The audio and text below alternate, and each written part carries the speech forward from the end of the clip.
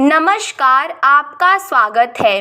दोस्तों, हमारे प्राचीन ऋषि मुनि अत्यंत ज्ञानी और विद्वान थे। संसार के कल्याण हेतु उन्होंने ब्रह्मचर्य व्रत का पालन करते हुए जप तप आदि प्रकार के महान कार्य किए हैं। उन्होंने अपनी योग विद्या, ज्ञान तथा अनुभव के आधार पर प्राचीन शास्त्र और पुराणों का निर्माण किया है तथा देवताओं द्वारा प्राप्त ज्ञान को भी उन्होंने शास्त्रों के माध्यम से मनुष्यों तक पहुंचाने का उत्तम कार्य किया है। हमारे धर्म शास्त्रों में स्त्री और पुरुष दोनों के लिए ही महत्वपूर्ण नियमों का वर्णन किया है। सुबह जागने से लेकर रात्रि को सोने तक किए जाने वाले सभी नित्य कर्मों से जुड़े महत्वपूर्ण नियमों के बारे में हमारे शास्त्रों में बताया गया है।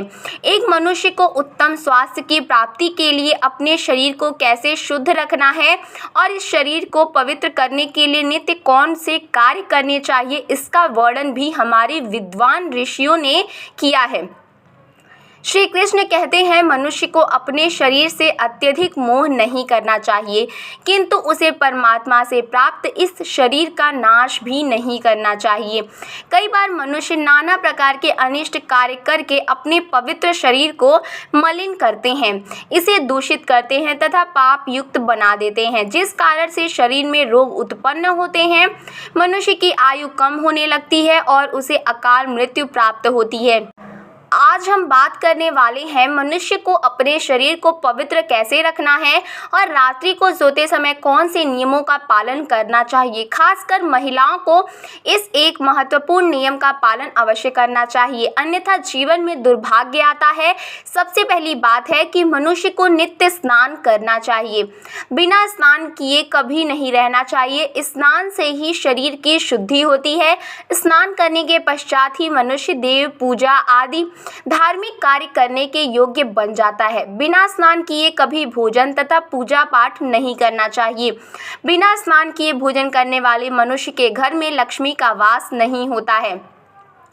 दोस्तों, हमारे सभी धर्म शास्त्रों में बालों के विषयों में महत्वपूर्ण ज्ञान दिया गया है।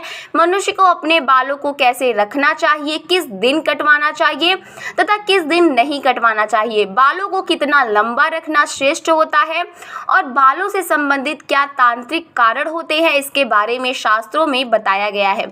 दोस्तों, हिंदू धर्म में सप्ताह का प्रत्येक दिन किसी न किसी देवता को समर्पित होता है और सप्ताह के प्रत्येक दिन के कुछ नियम भी अवश्य होते हैं। इसी तरह बाल कटवाने से संबंधित भी कुछ नियम होते हैं जो हर दिन के हिसाब से अलग अलग बताए गए हैं। शास्त्रों के अनुसार मनुष्य को अपने बाल मंगलवार, गुरुवार और शनिवार के दिन कभी भी नहीं कटवाने चाहिए। मंगलवार का दिन मंगल ग्रह से संबंधित होता है। मंगलवार को बाल काटने से जीवन में क्लेश की स्थिति निर्माण होती है, अकारण ही शत्रु निर्माण होते हैं और व्यक्ति का स्वभाव भी क्रोधी बनने लगता है। गुरुवार के दिन भी बाल नहीं कटवाने चाहिए, इससे गुरु कमजोर होता है तथा व्यक्ति की आयु भी कम होने लगती है। इस दिन बाल कटवाने से धन संपत्ति का नाश होता है और दरिद्रता भी आती है। शनिवार के दिन भी बाल कटवाने से मनाही की गई है। शनिवार का दिन शनि ग्रह से संबंधित है। इस दिन बाल कटवाने से अशुभ घटनाएं घटने लगती हैं, इसीलिए शास्त्रों में मंगलवार, गुरुवार और शनिवार के दिन बाल ना कटवाने की सलाह दी गई है। लेकिन बुधवार, शुक्रवार और रविवार का दिन बाल कटवाने के लिए शुभ माना गया है। इसमें से शुक्रवार का दिन ही बाल कटवाने के लिए सबसे अधिक शुभ माना जाता है। इस दिन बाल कटवाने से जीवन में सुख शांति आती है और धन संपत्ति में वृद्धि होती है।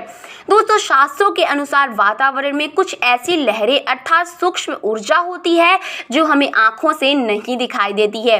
यह सूक्ष्म ऊर्जा हमारे सभी क्रियाकलापों पर प्रभाव डालती है, लेकिन कुछ विशेष तिथियों पर यह लहरें बहुत अधिक सक्रिय अथवा तेज हो जाती हैं। इसीलिए इन तिथियों पर बाल नहीं कटवाने चाहिए। अमावस्या पूर्णिमा के दिन बाल कटवाना बहुत ही अशुभ माना गया है। इस दिन जो अपने बाल काटता है उसके जीवन में नकारात्मकता और दुर्भाग्य आता है। साथ ही मध्य रात्रि में भी अपने बाल नहीं कटवाने चाहिए। इस समय पर वातावरण में तामसिक और नकारात्मक ऊर्जा का प्रभाव अधिक होता है, जिसका असर हमारे मस्तिष्क पर पड़ता है। इसीलिए रात्रि में बाल न काटने की सलाह दी जाती है। साथ ही शास्त्रों के अनुसार पवित्र त्योहार, श्रावण मास, संक्रांति, ग्रहण आदि दिनों में भी बाल नहीं कटवाने चाहिए। इन दिनों में बाल कटवाने से पाप लगता है और जीवन में दुर्भाग्य आता है। जन्म दिवस पर बाल कटवाना भी अशुभ माना गया है। आइए अब जानते हैं महिलाओं के लिए बालों से संबंधित कौन से महत्वपूर्ण नियम बताए गए हैं। शास्त्रों के अनुसार काले, घने और लंबे बाल स्त्री का आभूषण होते हैं। बालों से ही स्त्रियों में पवित्रता और सकारात्मकता आती है। प्राचीन काल से ही स्त्रियों के लंबे बालों को उनके सौंदर्य का प्रतीक माना जाता है, लेकिन लंबे बालों से जुड़ी महत्वपूर्ण बात आप सभी को ध्यान में रखनी चाहिए। शास्त्र कहते हैं कि स्त्रियों के बाल कमर के नीचे तक नहीं होने चाहिए और यदि हो तो उन्हें इस तरह से बांध कर रखना चाहिए कि वे जमीन को स्पर्श ना करें।